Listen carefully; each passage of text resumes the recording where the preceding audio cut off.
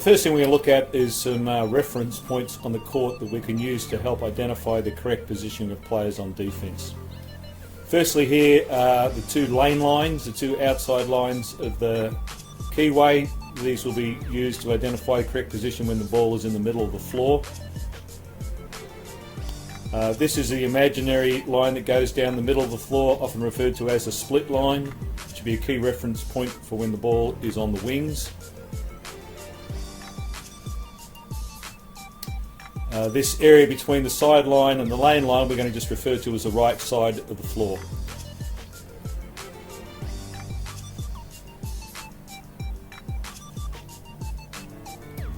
This area from lane line to lane line we're going to refer to as the middle of the floor.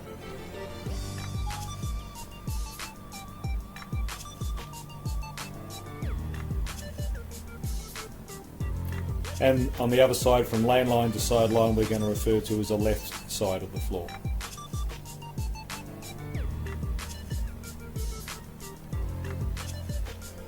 Another reference point is what we call the line of the ball. So if a player was standing where this red dot is now, the line of the ball would be this yellow line across the court. So it's a line that runs through the ball from sideline to sideline. If the ball was a little bit further down the court here, the red line would make up the line of the ball. So again, just a good reference point when we talk about correct positioning for man-to-man defence.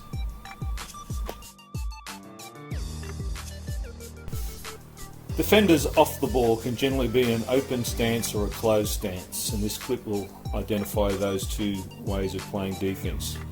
Here you can see players one pass away from the ball effectively have a hand in the passing lane. That's considered to be in a closed stance, where they're making it difficult for players one pass away from the ball to be able to receive it.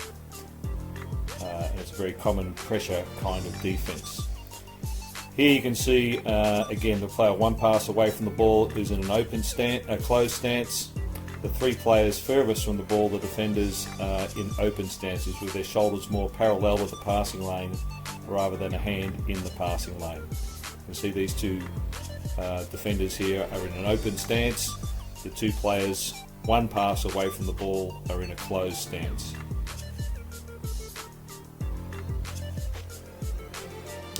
And coaches have the choice of whether they want their players to be in a closed stance or in an open stance, as the three players diagrammed here are. What we're going to look at here is good defensive position from a 5-out alignment, just with the offensive players remaining stationary. You can see as the ball's moved around the key here, when the ball's in the middle of the floor, the defending players on the right and left side are getting no further into the key than to the lane line. 1 foot in the lane line perhaps, but no more than not 2 feet. When the ball's on that left wing, the two players guarding players on the right wing get to the split line. Anything further than the split line may be considered zoning. So the split line would be the point of reference when the ball's on that opposite wing. When the ball's, say, on the right side and a player is guarding someone in the middle cylinder, then getting across to the lane line would be considered appropriate. You can see the other two players on the opposite side to the split line. What we're looking at here is from a 5-out situation with stationary players, situations that may be considered zoning or over-helping. You can see as the ball is moved around here, all 5 defenders have both feet inside the key when the ball is in that middle cylinder, the middle of the floor. That could be considered zoning if done repeatedly. The ball gets to the wing and players on that weak side, from the left side of the floor, coming right across and straddling the lane line. Again, that would be considered over-helping or zoning off the ball. Clearly here you can see when the ball is in the corner here, all 5 players surrounding the ball. This would be considered zoning.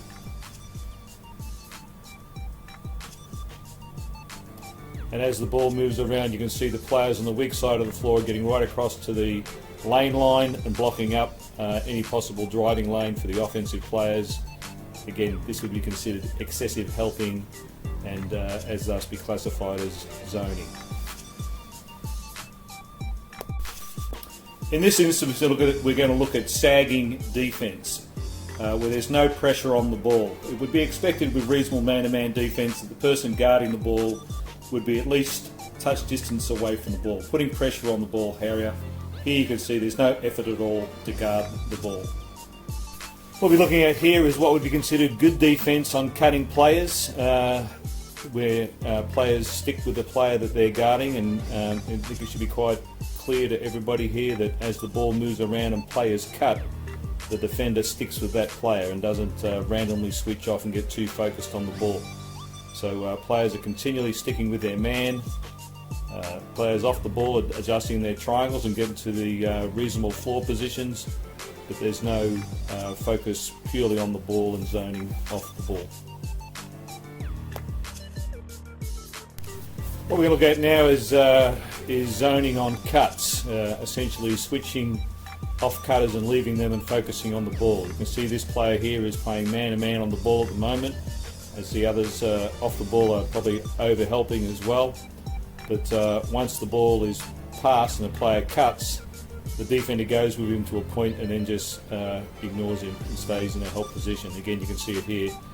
That player just passed the ball, the player circled, will go with the cutter until a point where they reach into the key, and then they'll just ignore the cutter and get focused back on the ball again, looking to overhelp and zone towards the ball. So any time when the defenders are continuously not following the cutters and staying in excessively helping positions, this could be interpreted as zoning and breaking the rules.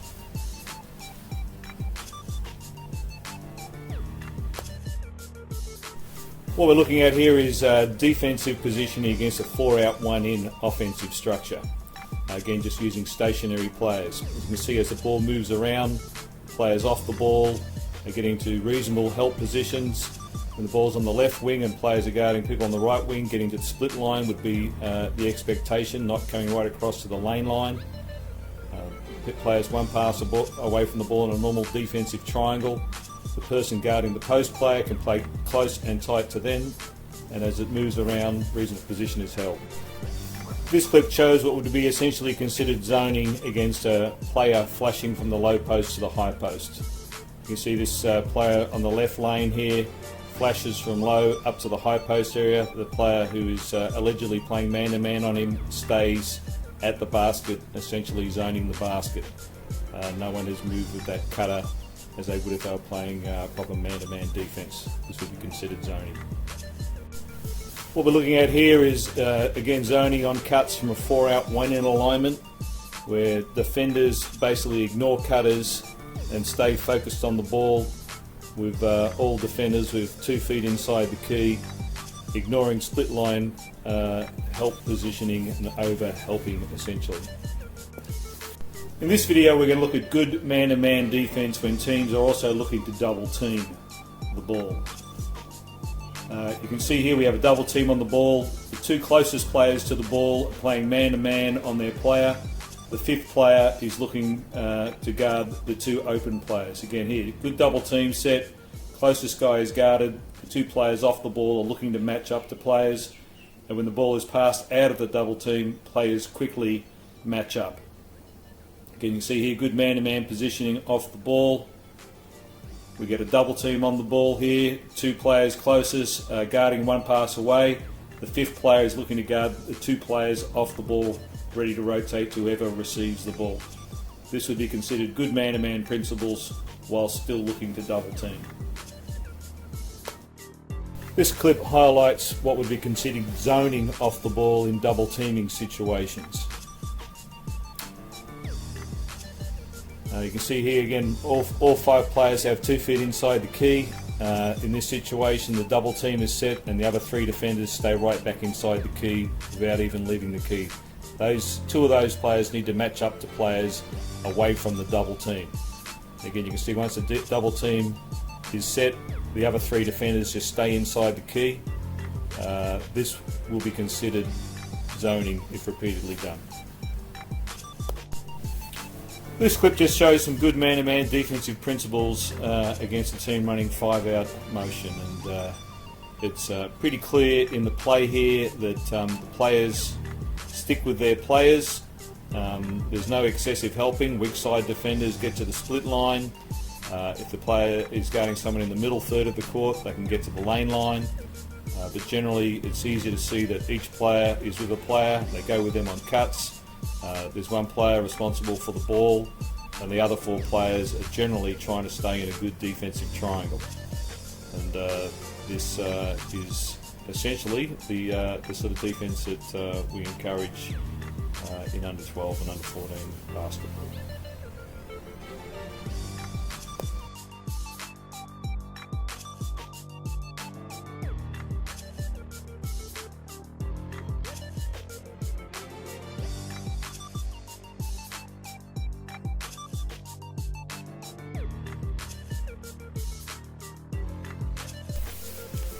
In this final video, we're going to look at some 5-on-5 up and down the floor action with some instances of good man-to-man defense, like we're seeing here, where all five players were clearly matched up in a transition situation here. But even when the ball comes down the floor and there's no shot, you can see that there's the defensive team attempts to match up and find a player each. Whereas when we come back down here, you can see the white team get all five players into the key with 2 feet inside the key. Continually doing this would be considered zoning.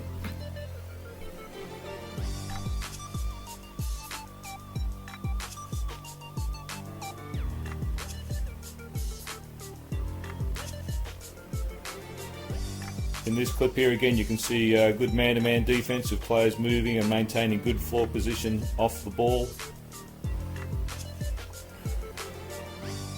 Even after the score, you can see the defensive team all clearly are matching up to a player and playing full court man-to-man defense here.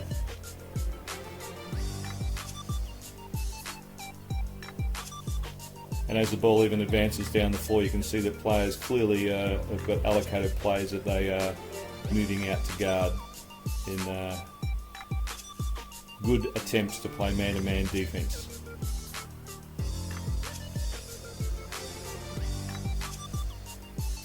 On the change of possession, you can see the whole blue team quickly sprint back. Whilst it could be considered transition defense, they all get back and stand inside the key, and again aren't really matching up to a player. They're more concerned about guarding the area. Most of them, again, anytime you have all five players with 2 feet inside the keyway, inside the lane line, that is going to be considered zone defense if it's repeatedly done by a team.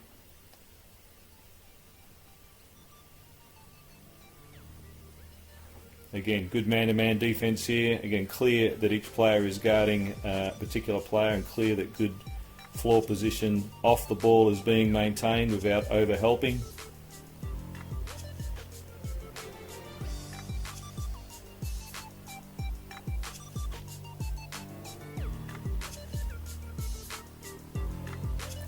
In the transition situation here again, you can see players are clearly going out and matching up to players and getting to a man-to-man situation off the ball as well as on the ball with reasonably good floor position.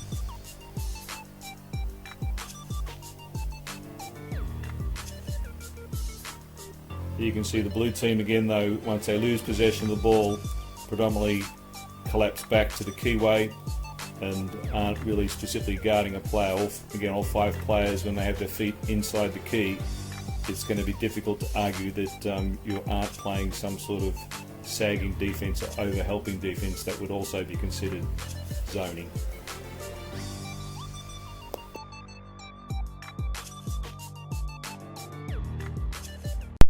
Now we can look at some situations of teams where one player is zoning the basket and four are playing good man-to-man defense. Here we look at a 5-out type offensive set with all five defenders in good on-ball and off-ball defensive position.